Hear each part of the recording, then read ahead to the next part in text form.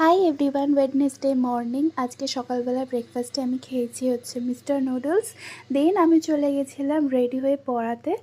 দেন পড়িয়ে এসে মায়ের কাছে এখানে বসে পড়েছি মাথায় তেল মাখার জন্য। আমার মাথায় না একটু ড্যান্ড্রফের সমস্যা আছে।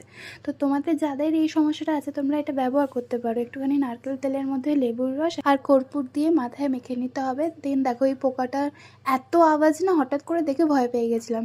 আর এই তেলটা মাথায় মেখে অন্তত আধ ঘন্টা তো রাখতেই হবে। তারপরে মা আর আমি ব্যালকনিতে এসে একটুখানি গল্প করছিলাম।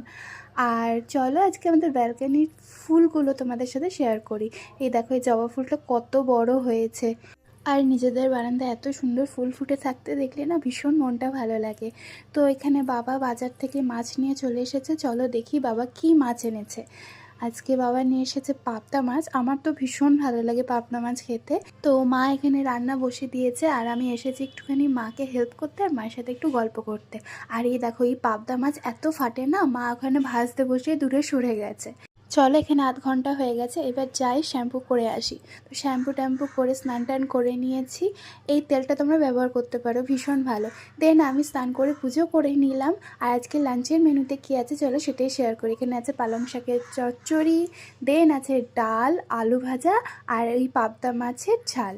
আর আমার এই ছোটো ছোটো মিনি ব্লগগুলো যদি তোমাদের ভালো লাগে তাহলে প্লিজ সাবস্ক্রাইব মাই চ্যানেল।